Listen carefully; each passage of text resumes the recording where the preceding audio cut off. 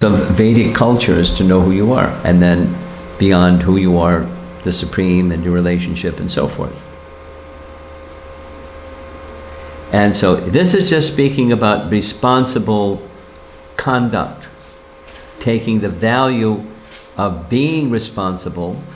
So that's something parents want to teach their children, or spiritual masters want to teach their disciples, or a teacher in a classroom wants to teach to their kids in the classroom, to be responsible. And how do you make that into the world of action? Well, you need intelligence. Because intelligence guides the mind, and the mind guides the senses. You need spirit. So for spiritual intelligence, you need to connect with Supersoul. And that's a sign of taking responsibility. That's what the message says. So now we're going to do a little reflection. We're okay? Okay. This is an interactive little element. So we invite you to discuss in pairs, or threes can also work. When in your life don't make a long list, just one, some misfortune came in your life. And somehow or another, you just accepted that this was the fruit of some unknown past misdeed. And when you accepted responsibility for being the cause of that misfortune, it enabled you to process the negative emotion of that misfortune in a responsible manner. So hopefully there's at least one situation in your life like that. It doesn't mean, yummy, this misfortune is really fantastic. Bring on more. No, that's Queen Kunti. But I take responsibility for this, and in that act of taking responsibility, it enabled me to deal with the negative emotion due to that misfortune. And I felt responsible. I felt some connection with some higher authority, some higher power, by that act of taking responsibility.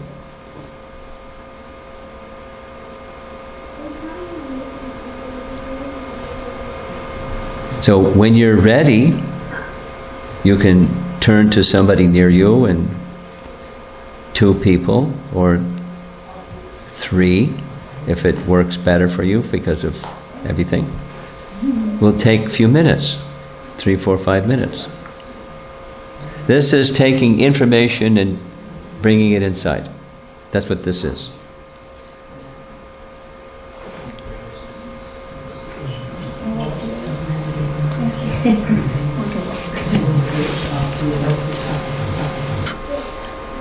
Is the spiritual master should examine the disciple and vice versa.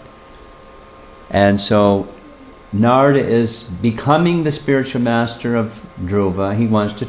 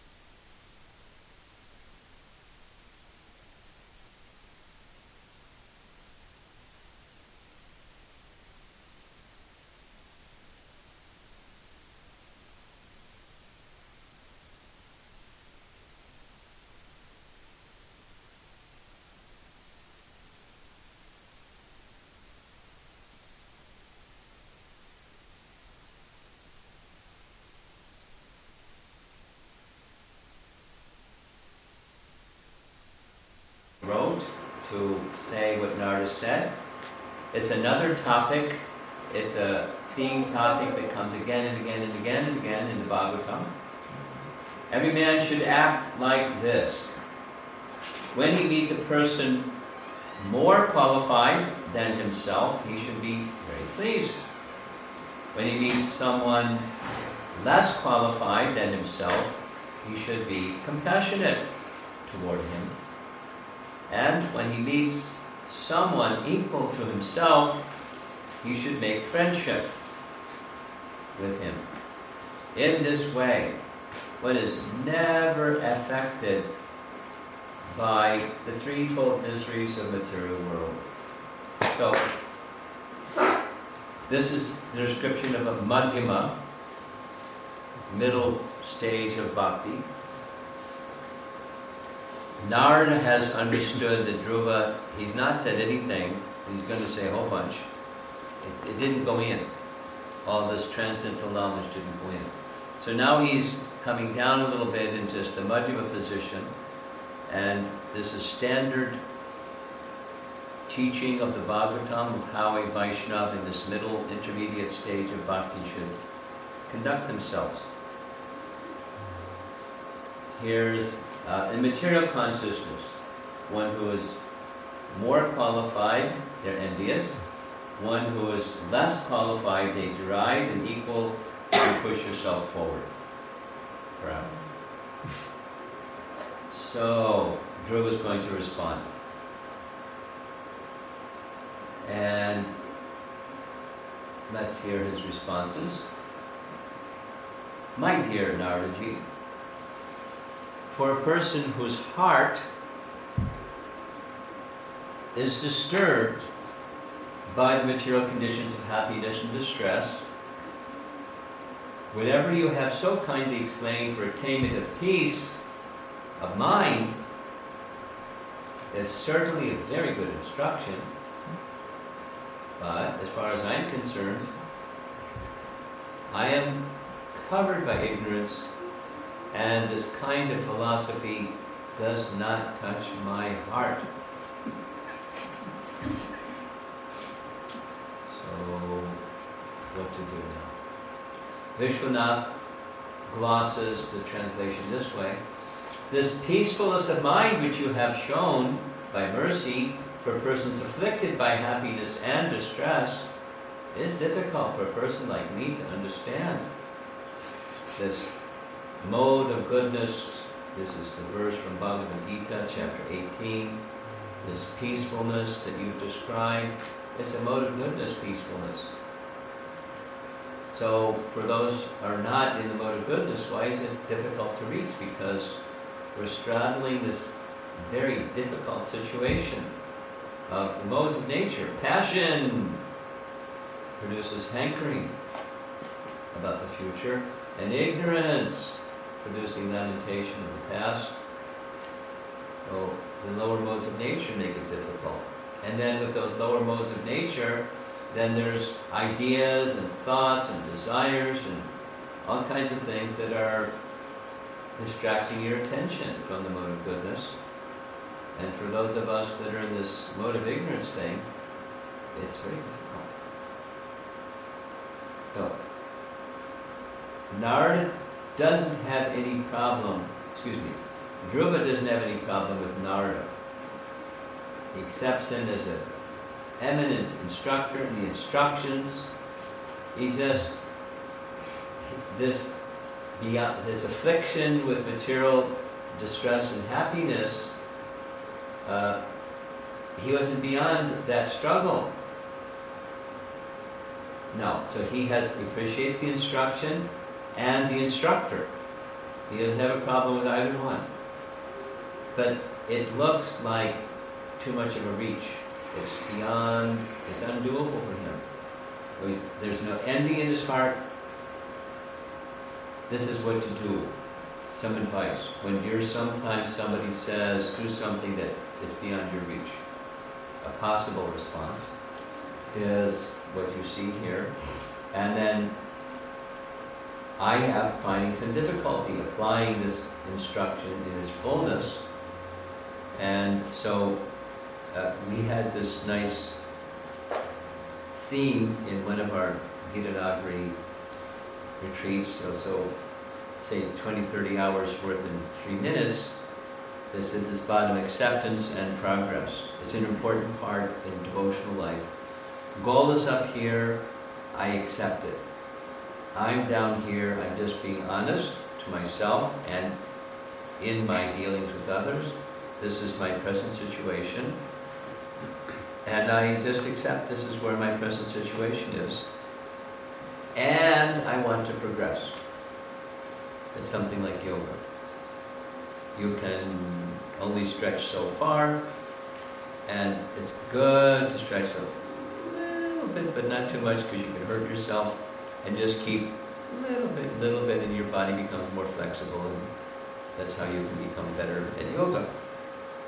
So on the emotional side, or following instructions side, this is a really fantastic instruction, and I'm down here. I accept that I'm down here, I accept the goal is fantastic, and I'm not going to pretend to myself or to others that I'm not where I am. And at the same time, I want some progress. We discussed this yesterday, and somebody was asking for some example. So the goal is purification of heart. So I'm very impudent for not accepting your instructions, but it's not my fault, due to being born in a Kshatriya family. That's my karma, born in that family. My stepmother, Suruchi, has pierced my heart with her harsh words. Therefore, your valuable instruction does not stand in my heart. So Vishwanath says, it's like a clay pot that's been broken, it doesn't hold water. Though you have given this nectar of peacefulness out of your mercy for an unqualified person like me, my heart has been pierced, and thus it's like a broken pot. Therefore, your instruction doesn't stay there. Then he says what he wants. I want to occupy a position more exalted than any yet achieved within the 3 worlds by anyone, even by my fathers and grandfathers, if you will oblige. Kindly advise me of an honest, that's the Prabhupada's translation, sadhu vartma is the Sanskrit. Vartma means path. In sadhu vartma, so an honest path to follow, by which I can achieve the goal of my life. Tell me the correct method for attaining a position unattained by my father, who insulted me, by his father Manu, by his father Brahma, by Brahma's other sons and grandsons. Please advise me the honest path, sadhu vartma. Prabhupada's comment is, Dhruva wanted to occupy an exalted position, not by hook or crook, but by honest means. This indicates that if Krishna offered him such a position, then he would accept it. That is the nature of a devotee. He may desire material gain, but he accepts it only if Krishna offers it. Then he glorifies Narada. My dear Lord, you're a worthy son of Lord Brahma, and you travel playing your musical instrument, the veena, for the welfare of the entire universe. You are like the sun, which rotates in the universe for the benefit of all living beings. Prabhupada's purport. The example of the sun is very significant. The sun is so kind that he distributes his sunshine everywhere without consideration. So he's saying, show your sunlight over here. I'm little Dhruva. Narada travels over the universe just for the purpose of doing good for the conditioned souls. Dhruva requested that Narada Muni show his mercy by awarding him the benefits of his particular desire. I mean, it's clever, but it's also honest. So here's another little saying. Acceptance of our current spiritual level brings humility. And when you have that humility of accepting, you have some courage because I'm going to need help from this sending mercy. And that courage gives determination to progress towards your goal, and the correct path and goal are repeatedly shown by bona fide spiritual master. You may have to do some course correction as you go along, in other words. That's a nice little statement. So now back. This is the last slide. Would all your determination help you to achieve the Lord or receive the Lord? That's this evening's topic. And those are the verses that are being covered. It's a long, big section, but it goes kind of quickly. This has been a lot of just, philosophical points because it's Nard instructing Dhruva. Dhruva responding to the instruction in the way that he did.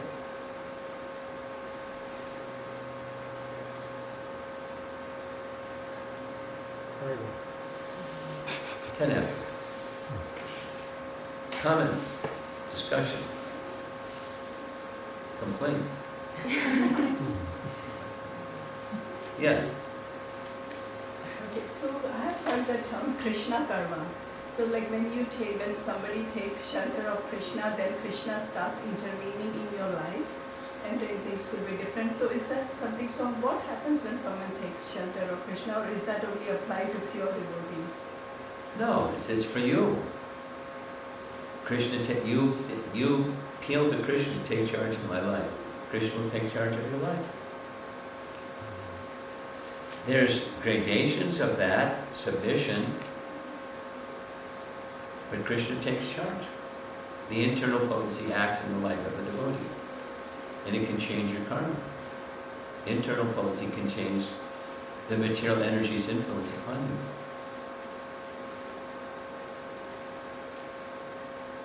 There's degrees of that. It's like, it's very practical.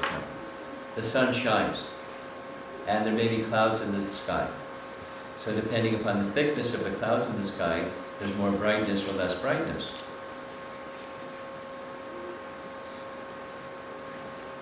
When you turn your attention to Krishna, the shining of Krishna is going to you.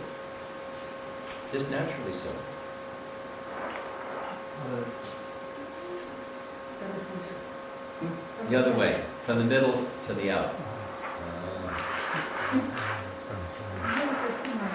Yeah. How do you say when you pray to Krishna, you should not ask for anything? No. Supposing you're Dhruva. He asked for something. He got it. The higher position is you don't ask for something. But supposing the acceptance is, supposing I want something. There's a nice verse in Canto 2.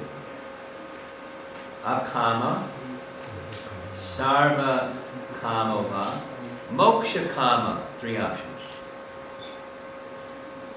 No desire, all desire for liberation.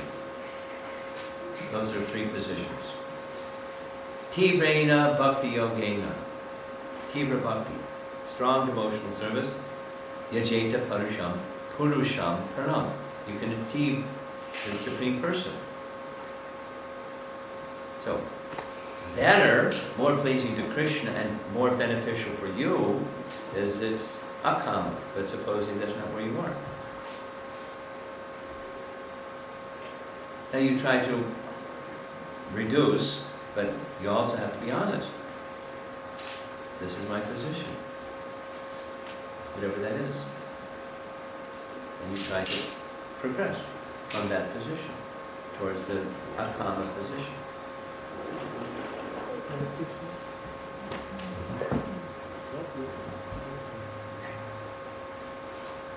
Yes. So, he worshipped or he did his penance in the mode of passion, Yes, and he still received the yes, benefits. yes, Is it still possible? Like yes, because the mode of passion, basically the result is misery. yes it is. So, but he achieved something much higher than that. That's right, by mercy. Okay. And intense determination.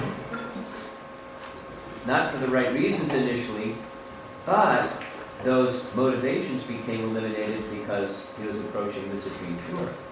He became pure, purified, although it was passion. And the austerities what he went through, we couldn't do. No way, you'll hear this evening. So, the recommendation, the higher position is don't approach Krishna for fulfilling desires. Wow. That's a nice instruction, but I have this desire. That's what Dhruva was saying. And I'm sorry, but this good instruction, which I accept as good instruction to get beyond this distress and happiness struggle, and I'm there, good instruction. My heart broke. I can't carry it. So, he did what he did.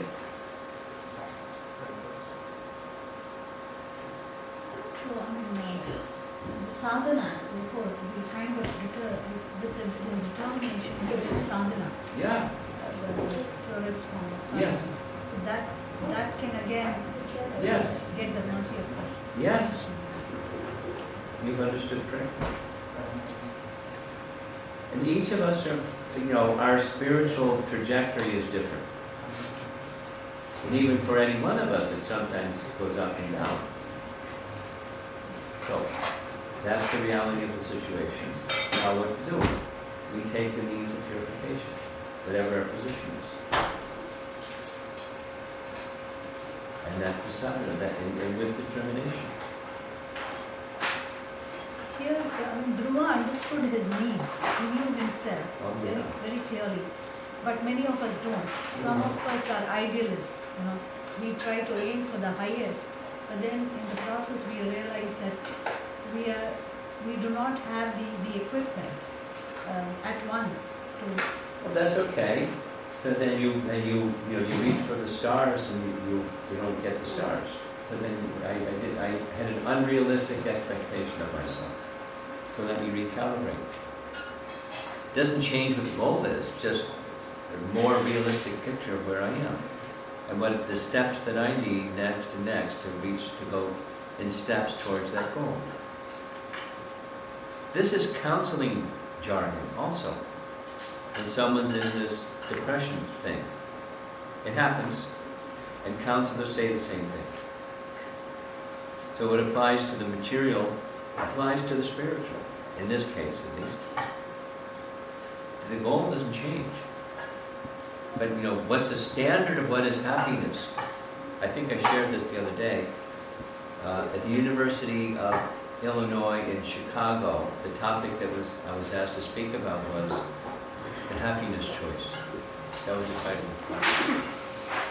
And people that take the happiness in the material sense of happiness, they buy into duality. So you get the distress. That's not what I wanted. I wanted happiness and I got distress. Guaranteed. So then, is there another choice besides that choice? There's the transcendental happiness. Well, I'm not there yet. Okay. Acknowledge you're not there yet. What are the steps you can take to get there? So, sadhana. Well, it was taking some time. That's okay. It took time to get covered. It's going to take some time to get purified. You have faith in the process. Are you applying yourself with determination to the process? Is there some way you can improve how you're applying yourself to the process? Etc. And are you under proper guidance so you can see what what your blind spots are, so someone can say, hey, you're doing great over here, but you're not doing so great over there. Ah. Do that one again. Yeah, you're not doing so great over here. Really? I didn't see that blind spot. So, you need guidance. And, friends. Sadhu Sangha. And you keep going. However long it takes, that's how long it takes. Because you have faith. Dhruva had faith, he had great determination. He also had enormous faith. Mission impossible becomes possible with faith.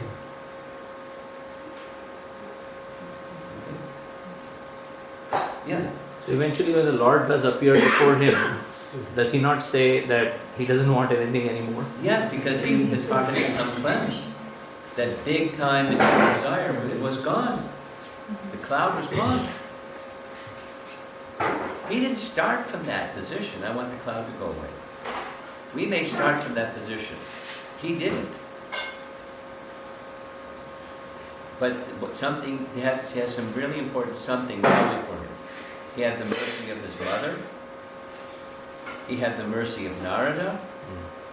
And he had the seed of a desire to connect with the personality of Godhead in devotion that grew and grew and grew, that displaced the material desire.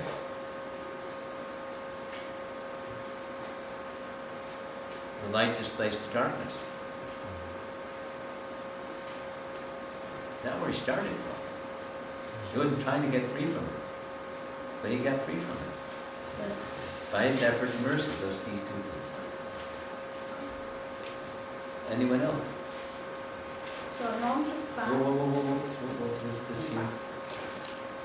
How can we balance Balance. between the things that we are doing, the material things in the material world, to earn a living, and then our spiritual life? Classic. And here's my classic answer. It's not about balance, it's about time management. About what? Time management. Okay. Okay, so now, I did this with a 6-year-old.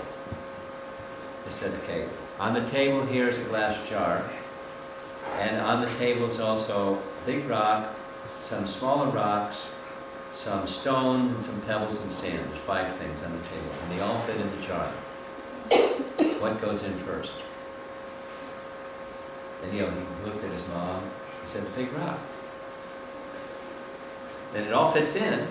It's not like you can just put unlimited amounts of sand, and just there's a limited amount, but it's going to fit in the jar.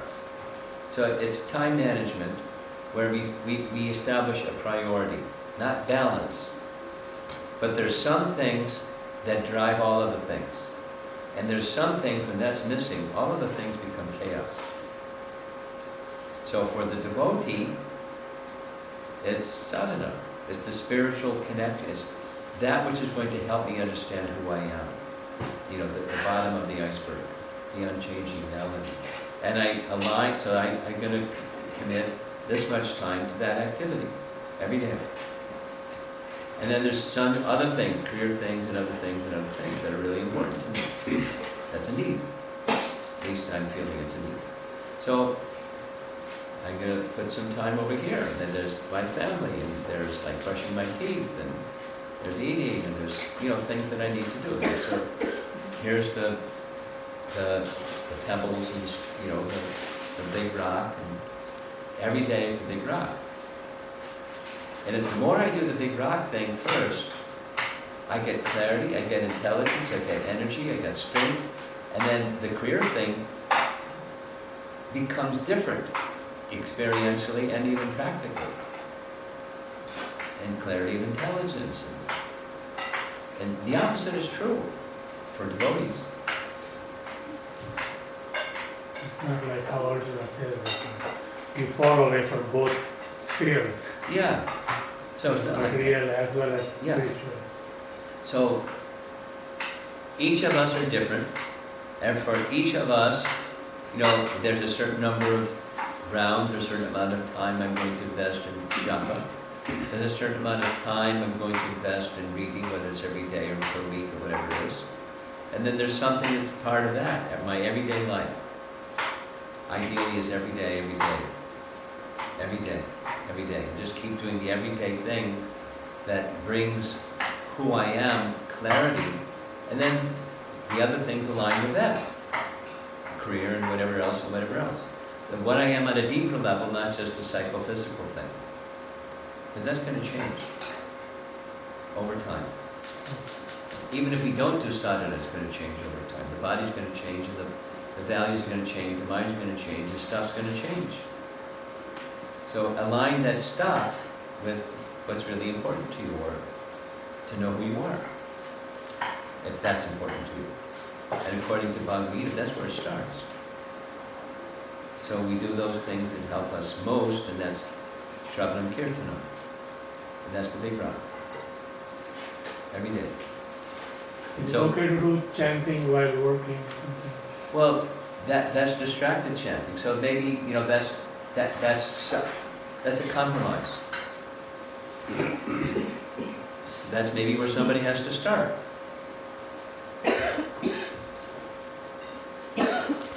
When I was having this discussion with somebody in the audience, he's now a president of a center, but I knew him, 25, 30 years ago, just like I've known you and your wife for some period of time.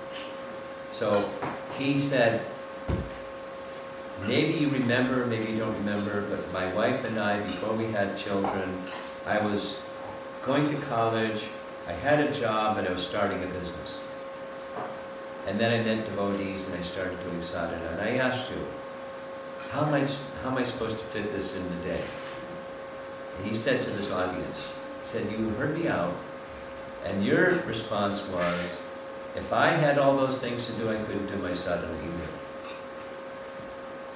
And then he said, well, what do I do? I said, well, something has to not go in that jar. You have to, and I'm not going to tell you what that something is. You're an intelligent person. You and your wife sit together and sort it out. What's that something that's not going to go in that jar every day? So he went back and said, this is to this public gathering, Bhakti Vriksha gathering, saying, I thought, gosh, if Maharaj can't do it, how am I going to do it? And so my wife and I decided, we're just going to, we like the money from this new business, but it takes a lot of time, so we're just going to hit the delete button. Leave that out.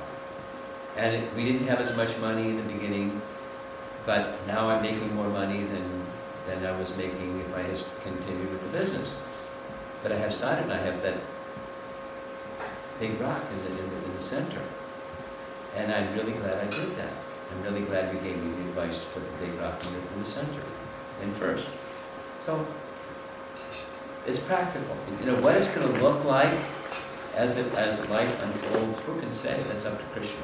But if Krishna sees our determination to be connected to Him, He'll help us in the career and all other things. And it's not that it's never going to be bumpy.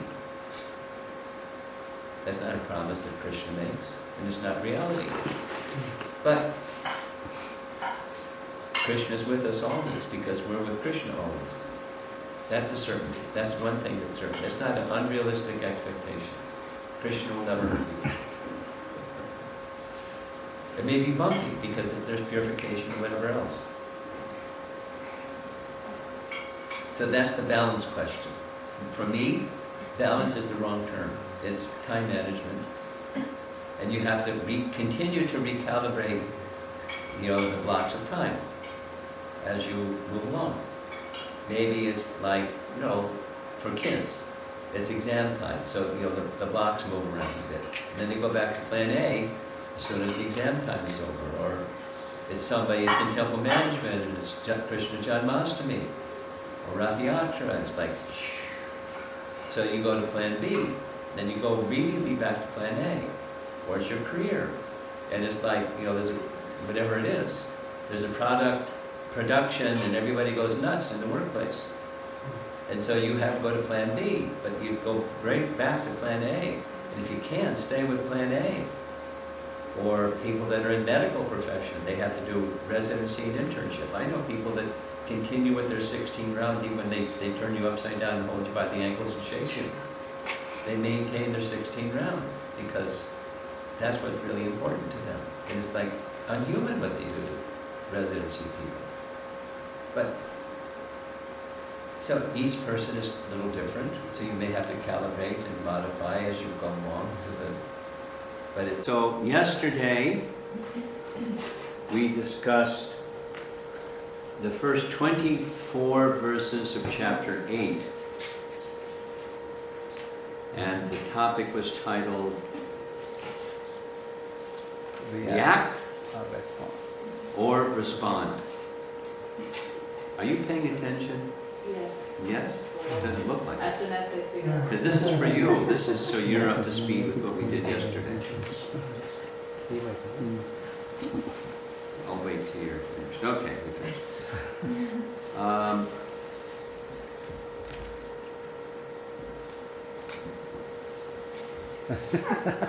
I'm intimidated.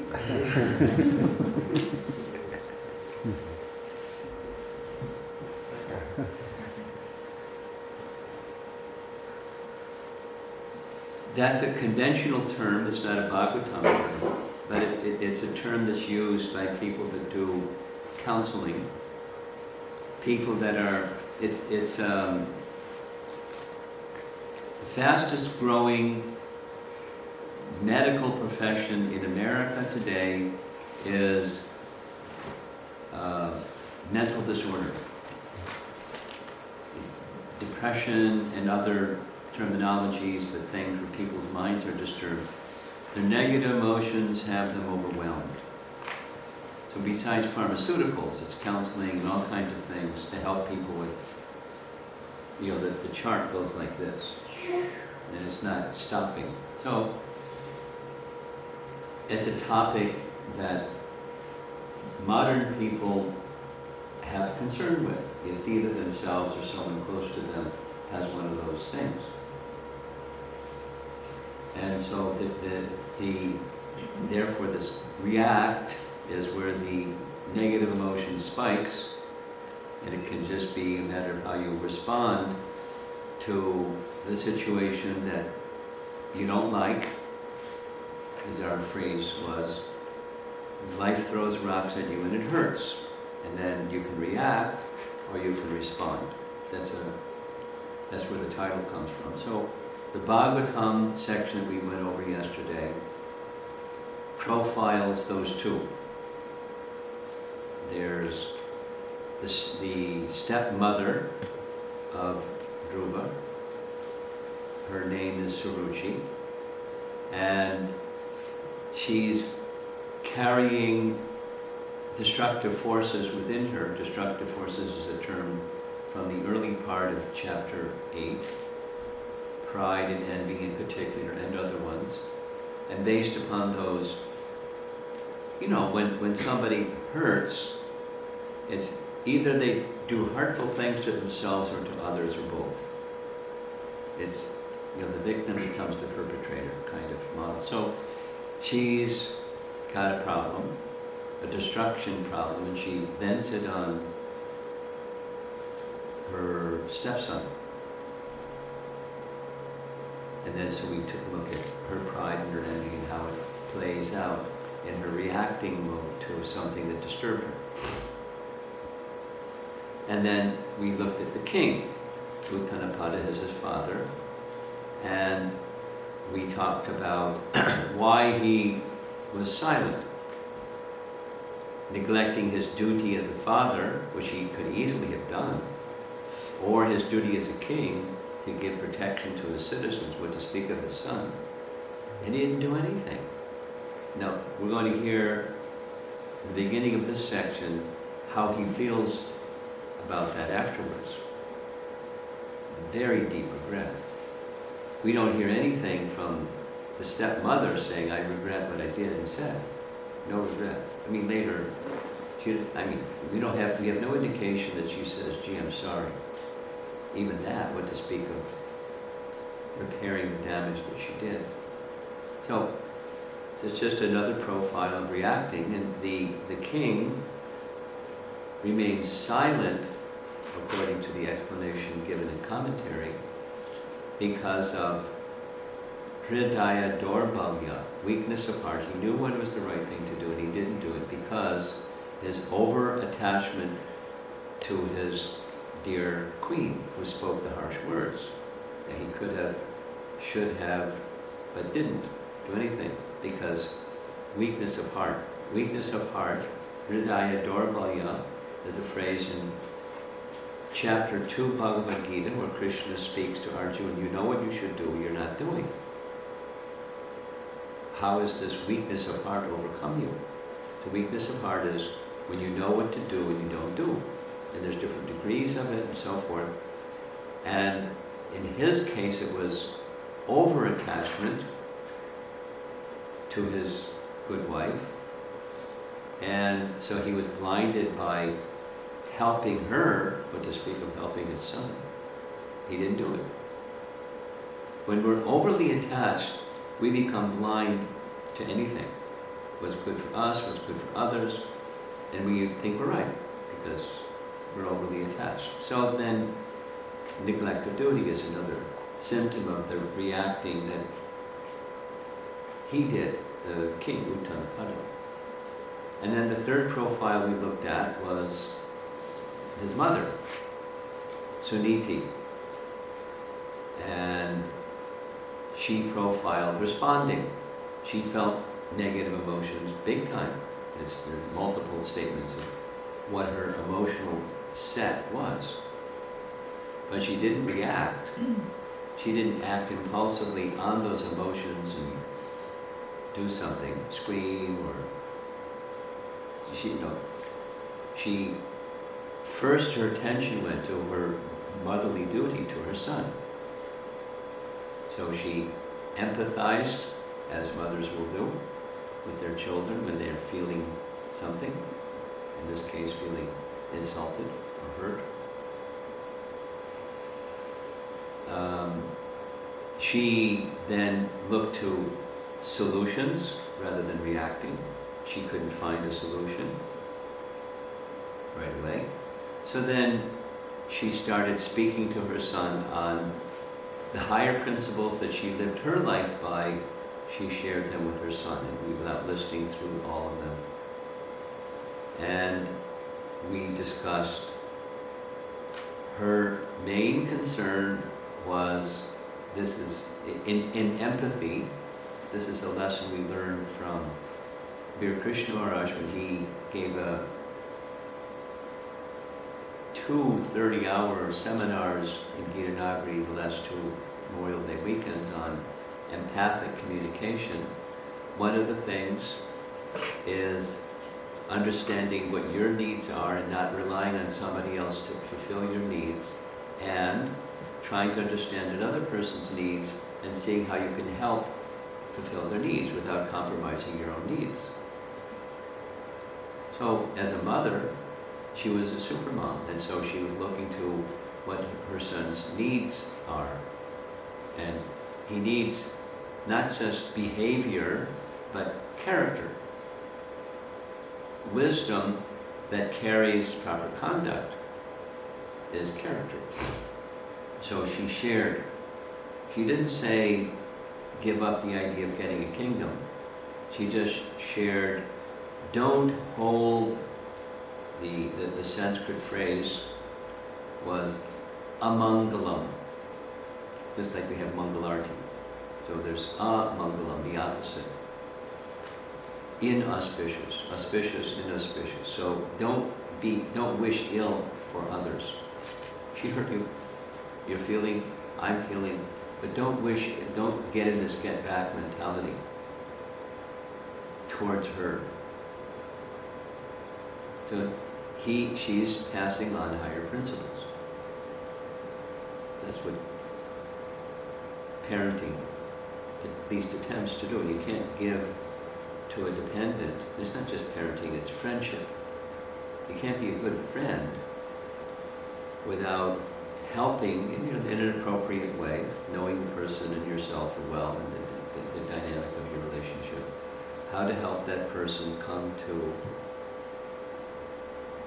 a place of higher principle, and then ultimately she goes to the transcendental principle. I'm not saying don't get back, don't try for the kingdom, but if you want a kingdom, if you want to do what you want to do, sit on the lap of your father, sit on the throne of your father, have a throne that's better and bigger and more dramatic than your father's throne, look beyond what your stepmother said, the nasty thing that she said. It was very hurtful. To look beyond that and see there's some gold in that filthy place, and take the gold. This is a Paramahamsa kind of a message. The gold is take shelter of the personality of Godhead, because with the favor of the personality of Godhead, even mission impossible becomes possible. And then she starts glorifying those who have, and the lotus feet of the Lord, the one who can give anything, even to an unqualified person. So you can make yourself qualified and receive from one who is the shelter of everyone. She extols the virtue of that path.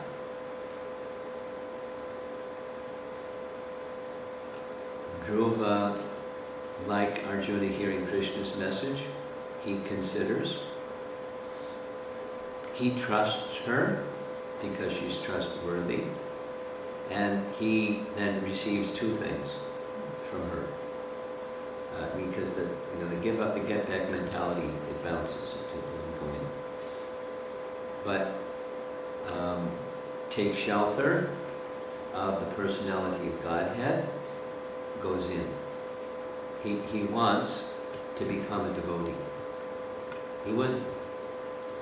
And he also wants to fulfill his kingdom desire. And it's connected to, I want to show them. It's a Kshatriya spirited. Vishnu will help you achieve that. So it's two things. According to what the Acharyas explain, those two things are there from his mother. A means to fulfill what he wants,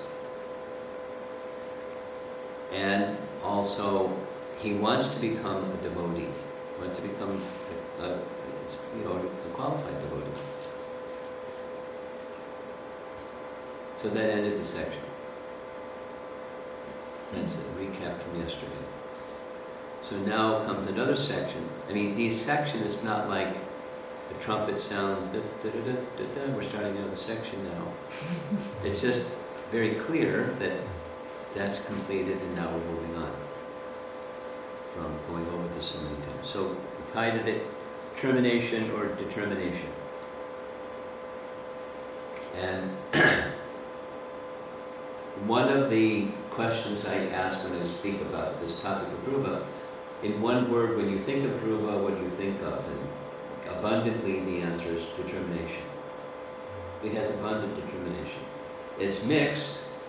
It's I want a kingdom, and I want to become a devotee of Vishnu. It's mixed, but he's indomitably determined. So, determination is spoken of in Bhagavad Gita, where Prabhupada tells this little story in the purport of Bhagavad Gita. The Sanskrit word is Nishchayena. It's in chapter 6, Dhyan Yoga. To practice meditation, one has to have determination, or with firm determination. So Prabhupada gives this story, the little sparrow. She made a mistake. She laid eggs near the ocean. A sparrow, you don't do that. And the ocean didn't make a mistake. The ocean tide came in, and the eggs of the sparrow had drawn out by the tide. So the sparrow said to the ocean, "Return my eggs." And the ocean didn't pay attention. And so the sparrow became very determined. You give back the eggs, or I'm going to dry you up. And so with her beak, she started drying up the ocean. News spread, and Garuda heard. So Garuda came and took empathy of the sparrow. So Garuda ordered the ocean personified, return the eggs or else I'll dry you up. So with folded palms, the ocean personified came and said, here's the eggs, Garuda.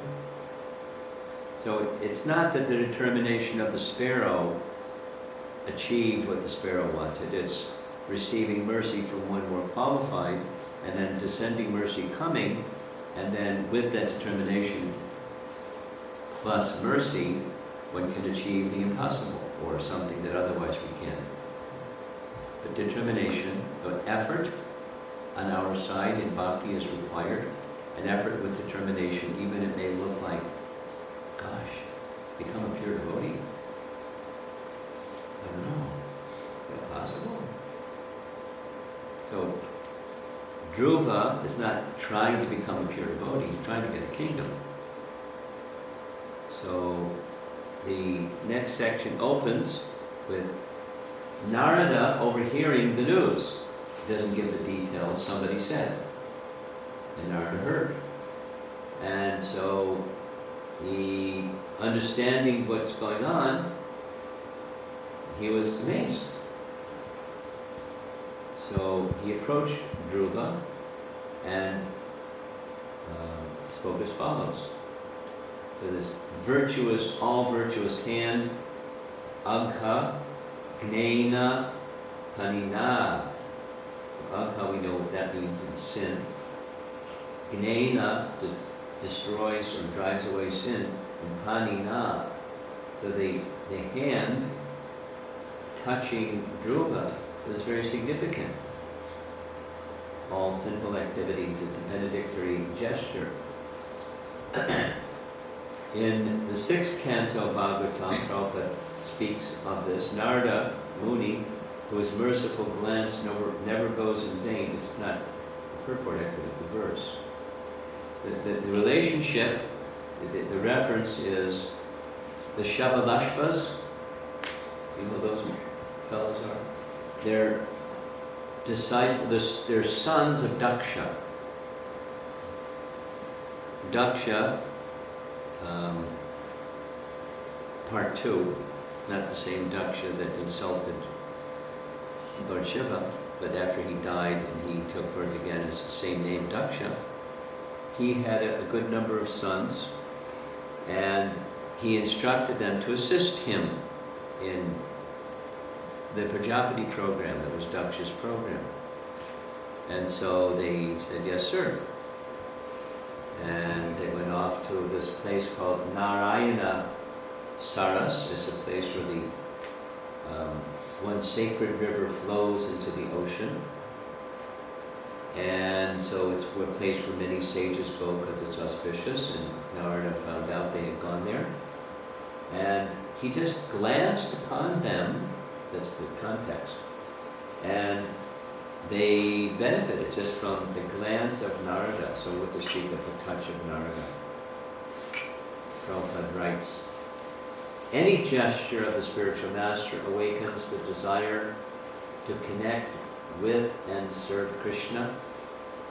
Maybe some of you have heard the memories, audio or video recordings of devotees saying, Prabhupada just looked at me, I felt he was seeing right through me, and he knew what a bad thing I'd done, and I felt embarrassed, or I felt uplifted and cleansed and purified, just like that. Or he patted me on the head, or he gave me a cookie, or something. So, any gesture of the spiritual master, that's what Narada is doing there. He's coming, and he's giving the gesture to Dhruva. In the purport, this is, we ended with 24, we're on 25 now. Narada is Trikala. He is so powerful that he can understand past, present, and future of everyone's heart. Just like the Super Soul, the Supreme Personality of Godhead. So now while he's Super Soul, while he's Trikala, one of the ways that one can know past, present, and future is, Prabhupada said like this, one can hear. So, here's a Prabhupada story. One time Prabhupada was asked, Prabhupada, it's said that one becomes, takes shelter of a bona fide spiritual master like Bhakti Siddhanta, he becomes the knower of all things. So do you know all things? Very direct. And Prabhupada said, I know whatever Krishna wants me to know to carry out my service to Krishna. And then in the further of the discussion, it was sometimes I hear from others and that tells me, so Krishna is telling me through the agency of someone.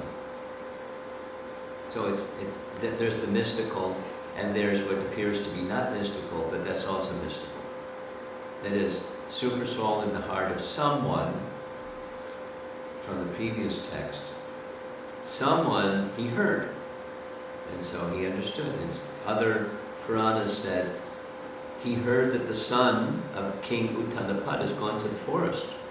Little boy. So he went to the forest to find, try to find a little boy in the forest, but he's street colored gas, so he knew how to find him. And he found him. But he's a very special person, Naramuri, as we know. He's a Shakti-Vesha avatar. And he's going to do the service to Krishna that he wants. Again, from the purport, same verse. The Supreme Personality of Godhead is present in everyone's heart, and as soon as he understands that a living entity is serious about entering devotional service, he sends his representative. In this way, Narada was sent to Dhruva Maharaj. So, a reminder. Where did he get this idea to enter into devotional service?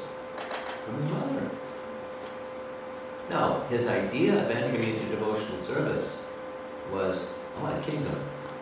It wasn't like, that's good for you. You'll purify your existence and you go back to Godhead. That wasn't.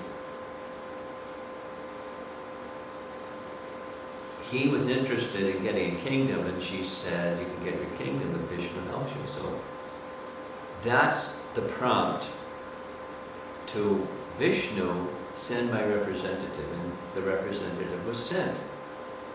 This way, Guru Krishna Prasadi by Bhakti Mata Bij. We know this, by the mercy of Krishna one gets Guru, by the mercy of Guru one gets Krishna. So that's what's being through this pastime, it's unfolding that philosophy. Okay, so now there's going to be a couple of sessions here that's interactive and subjective. So please participate. Literally, we'll do this. Little pranayama. Sit nice, comfortable. Close your eyes, and I'm going to ask you 3 times. Take a deep breath, inhale, exhale. Please do that. Deep inhale. And exhale. One more. Inhale. Deep inhale. And then exhale. One more. Inhale. And exhale. So now we're going to ask you to go inside your heart. Literally. Connect with your heart. And then, while you're there, think of some incident or a moment sometime in your life where you tangibly perceived or felt within your heart that Srila Prabhupada or your spiritual master helped you and showed some special kindness to you. Go there. Think of that event or that moment.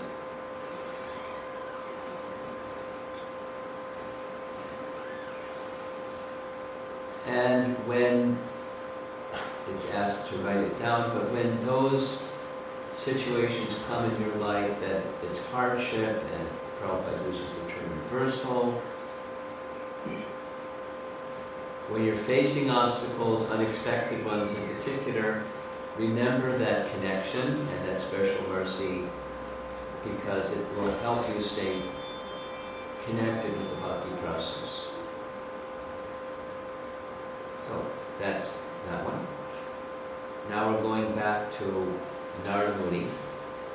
He showed up, he touched Dhruva on the head, he understands the situation because he's Trikavagya. And we're going to hear one verse that's his inner contemplation. Personally, one of my favorite sections of the Bhagavatam is where we get an inside picture of the contemplations of a pure devotee. There's one thing we can see what they do and hear what they say, but what are their contemplations? It's very confidential. So we get one of those. Narada considers, how wonderful are the powerful Kshatriyas. They cannot tolerate even a slight infringement on their prestige. Just imagine, this boy is only a small child. And yet harsh words from his stepmother proved unbearable to him. That's his contemplation, and then he speaks. My dear boy, you're only a little boy whose attachment is to sports and other frivolities. Why are you so affected by words insulting your honor? Now, he knows this is Kshatriya spirit, but he's inviting the thoughts and the feelings and the relationship of Dhruva. So this is instructive to us. When we, as a friend of somebody or in a relationship with somebody, because he doesn't have a relationship with Dhruva, he's establishing, and he sees, wow, you look a wreck. And you may have an understanding, but it's just the inquiry to understand the heart and the mind of another. There's a rule of communication that's good to remember and observe. First seek to understand, then seek to be understood. Many people they don't care to understand another, they want to be, want to tell other people this is what you should do. So Narada is modeling for us how to help a person who's undergoing negative emotion. My dear Dhruva. So he's checking, but now he's going to give a little deterring. If you feel your sense of honor has been insulted, you still have no cause of dissatisfaction. Now we're going to give transcendental knowledge. This kind of dissatisfaction is another feature of the illusory energy. Every living entity is controlled by his previous actions, and there are different varieties of life for enjoying or suffering. So this is a Bhagavad Gita class in his own way. There's the illusory energy that brings about the sense of happiness and distress, or enjoyment and suffering. And the illusory energy works through the three modes of material nature, pictured at the bottom. That's Maya Devi at the top. And the three modes are under the direction of Super Soul. And Maya, or the illusory energy, is how Krishna works, or Super Soul works, to cover the living entities that are inimical to him. They have a bad attitude or disregard for him. And so the illusory energy covers them. And they then experience happiness or distress according to their karma and guna. So this is the picture of dissatisfaction. This is what you should see when you're feeling dissatisfaction. It's just the illusory energy. Now this is a commentary explanation, interesting way to say it.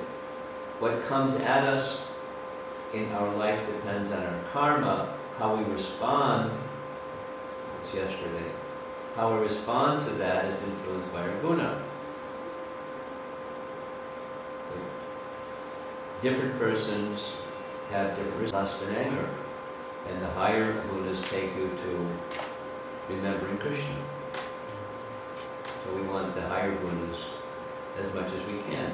and we ultimately want remembrance of Krishna. But the differences of responses has to do with those things. Further commentary. Dissatisfaction is just another feature of illusion. For example, our current body, both gross and subtle, is a product of past karma. And then the enjoyments or suffering, such as honor, dishonor, Bhagavad Gita chapter 2, in this particular body is also a product of our past karma. And if you're attached to either one, the subtle or the gross, that attachment to one's karmic bonds keeps us in illusion. And thus we are perpetually dissatisfied.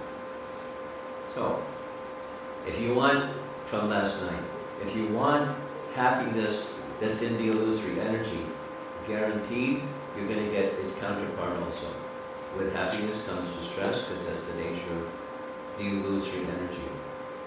If you buy in, say it again, you buy into the standard of what is happiness, that's the illusory energy kind, you're going to experience distress. Yehi sam sparsha javoga, dukkha yonaya evate. Yoni is the place of birth. It's a womb of a mother. It's called yoni. And so the yoni of distress, dukkha, is anticipating happiness by contact of the sense with sense objects. Very simple.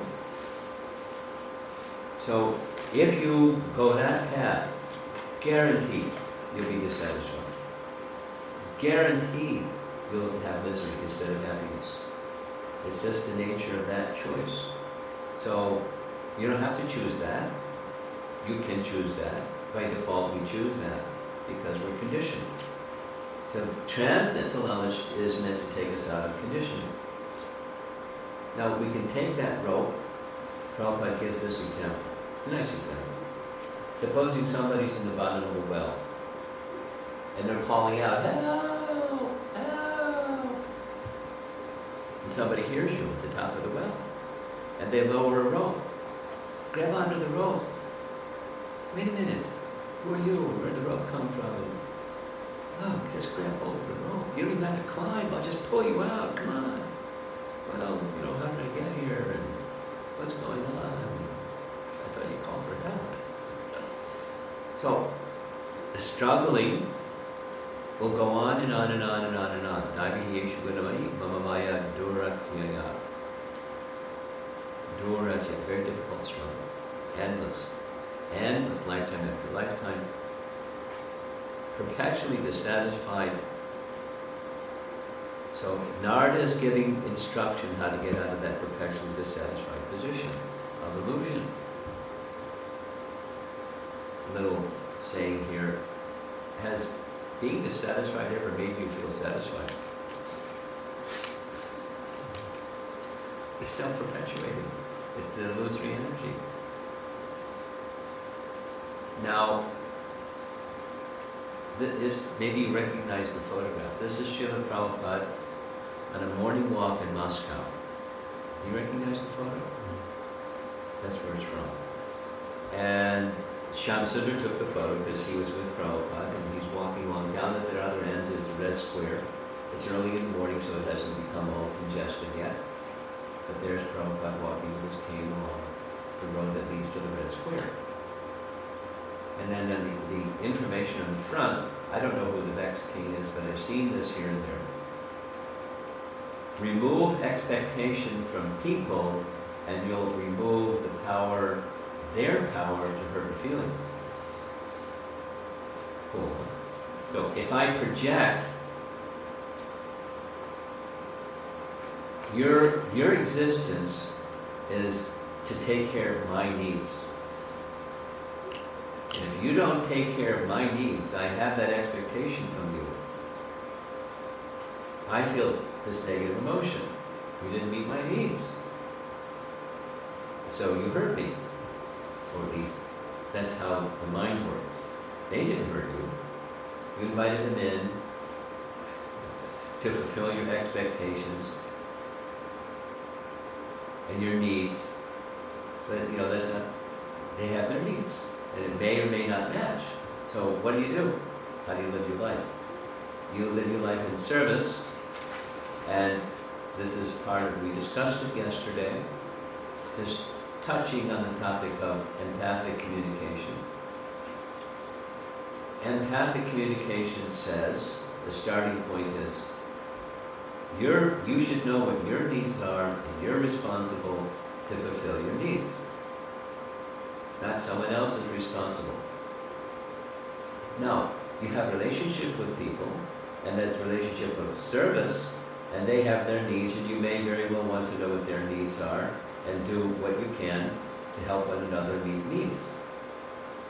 And then you have a functional relationship instead of a dysfunctional, where you exist to meet my needs. That's our relationship. And you'll be hurt, because sometimes, and sometimes not. It's the nature of the place. So when it's not, then what? You're hurt. Or you feel hurt. They didn't hurt, your expectation didn't get met.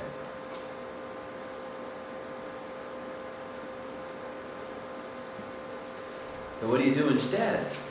Your spirit soul, you're part and parcel of Krishna, and your existence is to serve Krishna. And Krishna has some natural arrangement for all of your needs, whatever that is. It may not look what you think it should look like, but Krishna has an arrangement. And you have relationship with people because we're social beings. There's family members, and there's friends, and there's a community, and there's different relationships. And we're service entities meant for serving Krishna. So I have a relationship, let's just say, within a family. And here's my husband or wife, here's our children, here's our parents, and whatever the picture may look like, according to guna and karma, we have this body, or they have that body, they have this subtle body, we have our subtle body, and we're in a relationship. So it's a service relationship that Krishna is at the center. This is the Krishna conscious model. And let us try to understand one another's needs, and we'll try to formulate a way to take care of one another's needs. We have this little, just as an example, we have this little role play to show empathic communication. And it goes like this. The scenario starts the same. Teenage girl says to mom, "Mom, I don't want to go to school." And then mom can react or respond. What? You don't want to go to school? You got to go to school, because her need is the mom's need. You got to go to school. And then she gives, because she's a materialistic mom, she says, you got to become a doctor, so you can take care of me when I get old. She said, Mom, I don't want to be a doctor. I can't even stand the sight of blood. So I don't want to be a doctor. And anyway, it goes on. What do you want to be? I want to be an artist. Artist? That's a hobby for people that are well-to-do. And, you got to have an occupation. You got to go to school to get an occupation. You got to go to school. You know how much I sacrificed to send you to this special school so you can get a good job and so you can be successful in life. I don't like that special school. That's what I'm trying to tell you. So it goes nowhere. It just escalates into non-empathic communication. Then the empathic communication is, Mom, I don't want to go to school. And mom says, oh, you must be having some difficulty that you're feeling you don't want to go to school. Can you share that with me? And the teenage girl says, oh, you'd never understand. Well, I'm not going to the same school you are, but, try me and see if you can understand. Well, I don't fit in. So now it's getting to what's the need. I don't fit in. oh really? Like, not like judging, just like, tell me more. And then she said, yeah, they make fun of the food that I eat, they make fun of the way that I dress, they make fun that I don't do some of the things and talk about some of the things, and Mom, I just don't fit in. And then there's some dialogue of saying, well, okay, you're feeling really uncomfortable, reflective. You're feeling really uncomfortable because you feel you don't fit in. And that's what's really important to you. She says, yeah, not like I don't want to go to school, but I don't fit in. And so to not fit in, I just don't want to go to school. Okay, well, I'm your mom, and I've understood what your need is. My need is, I really care about your future and your well-being, and so that's my need. Can we have a discussion to see if your need and my need, can we have a nice strategy to work it out so your needs are met, my needs are met? Sure, Mom. And then they hug. And they may or may not come up with a solution that meets both needs, but that's empathic communication. So that's just connecting with this little message. It's in relation to the Dhruva story, so that's quite clear. In the purport of this verse, Prabhupada refers to the Brahmabhuta verse from Bhagavad Gita. When one is actually situated on the transcendental platform, he has nothing for which to lament and nothing for which to hanker. The second line after this one, Nasochati Nakangsati. The hankering is, I have the expectation and you're to meet my expectation. So the pyramid is showing at the bottom is the darker mode of ignorance. Above that is rajas, the mode of passion, and above that is goodness. Where there's goodness, there's more light. And then comes Shuddha Sattva, where you don't have any hankering and lamenting. And the lamenting, that's this reacting, and then rajas is I want. And in the mode of goodness, you're approaching transcendence, this Brahmabhuta stage. So, the process, this is the next verse. The process of the Supreme Personality of Godhead is very wonderful. This is Narada giving transcendental knowledge to Dhruva. Basically, it's a message of acceptance. Like we heard yesterday, now it's being repeated again. It's being repeated again because it's a very important message for having a balanced emotional life. We discussed to some degree what acceptance is and what it isn't. One who is intelligent should accept that process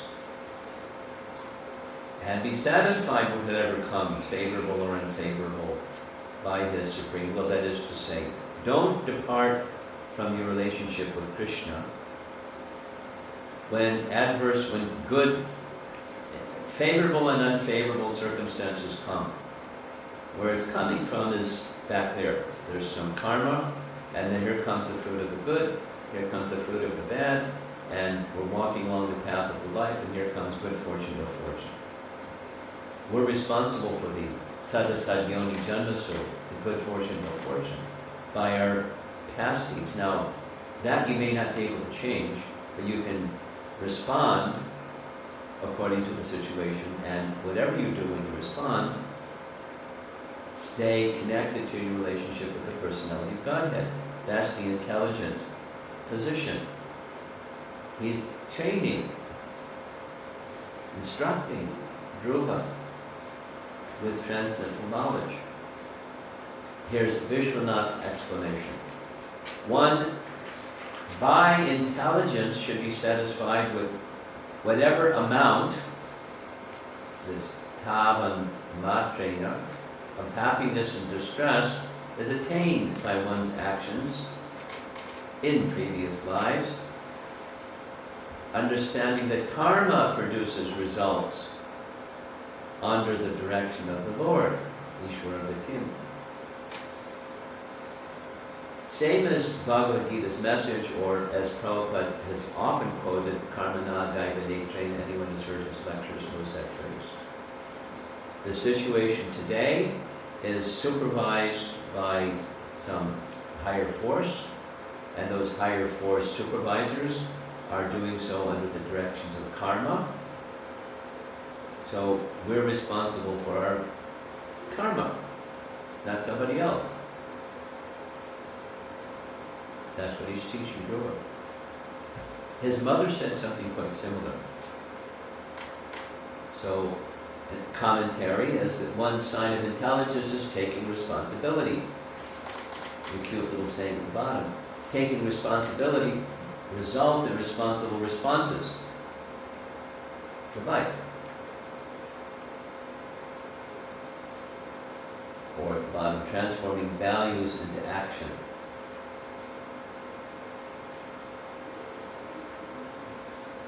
There's a lot here, isn't there? So let me just, Are you giving out the handout? huh? I think. Not for this, not for today. We gave it last night. Not for this week.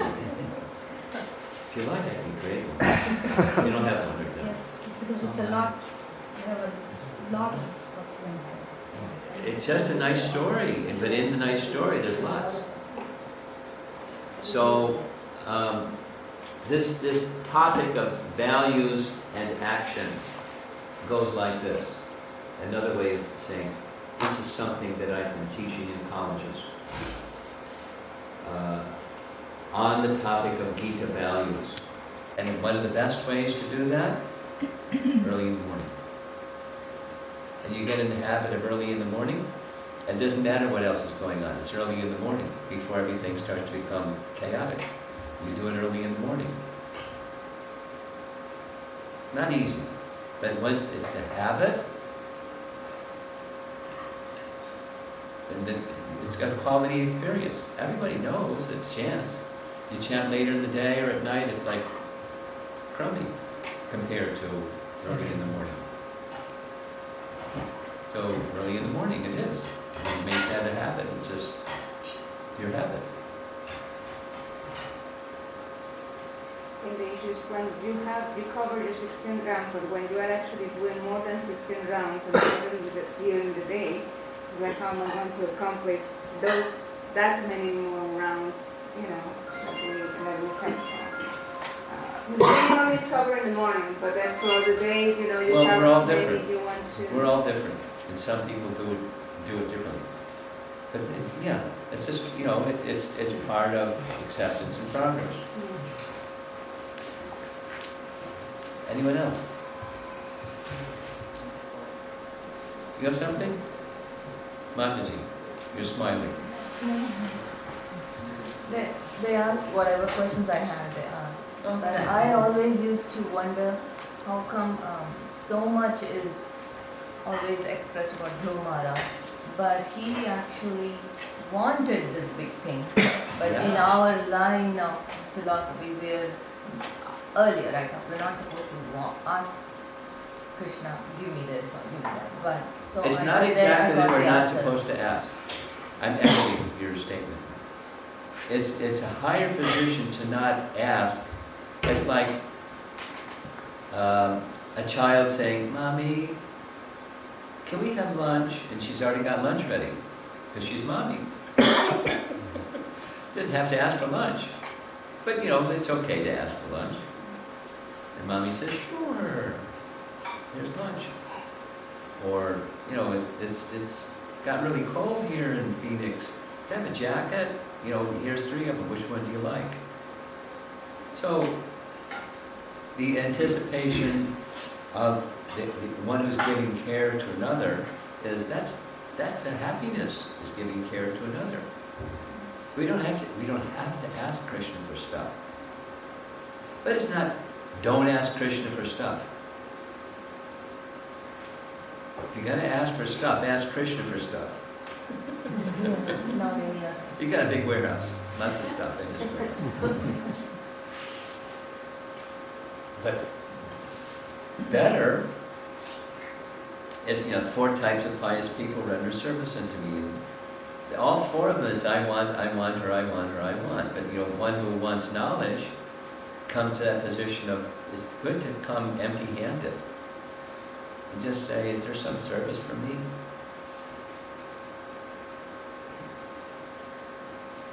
And when that happens, lunch is there, jackets are there, and all the stuff we use there. Everything we need. It's Bhagavad Gita.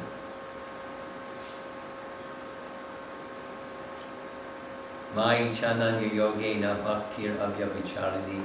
Those who engage in that, in their service to Krishna in that way, whatever they have, I preserve. Whatever they need, I provide.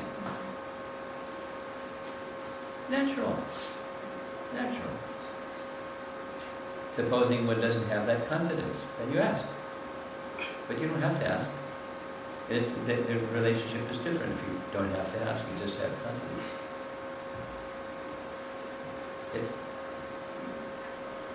customized according to each of us. Okay, I think we're done. And you're ready with Ekadasi Prashada, right? Yes. Oh, awesome. Okay, thank you very much. It's a big thank you to His Holiness Romapada Swami for giving such wonderful class, and we'll be continuing with the class this evening, tomorrow morning, and then tomorrow afternoon at the temple. And it's a very auspicious day today, Gita Jayanti and Ekadashi, so a big thank you to Mani Prabhu and Mani Mataji and Harish Prabhu. Very fortunate to host this program on Gita Jayanti. We are going to be reciting the Bhagavad Gita as normally we do at the temple from 6 to 8. I know that some of you may be going there, but we also encourage you to come to the evening program today. And we have Bhagavad Gitas in all about 14 to 15 languages at the temple, and really recommend that you distribute them and purchase them today, being the Gita Jayanti. This is it, when the Gita was invented. And if you cannot distribute them yourselves, we can distribute them for you. So if you'd like to sponsor Bhagavad Gita boxes, our goal is 100 cases for next year. Use these books to distribute at colleges, and we also have some motels that need some Bhagavad Gitas, and obviously we give them out at the temple also. And we also have about 5 or 6 languages of Srimad Bhagavatam at the temple, and we have English, Hindi, Telugu, Tamil, Marathi, a couple more. So if you'd like to purchase those or gift those,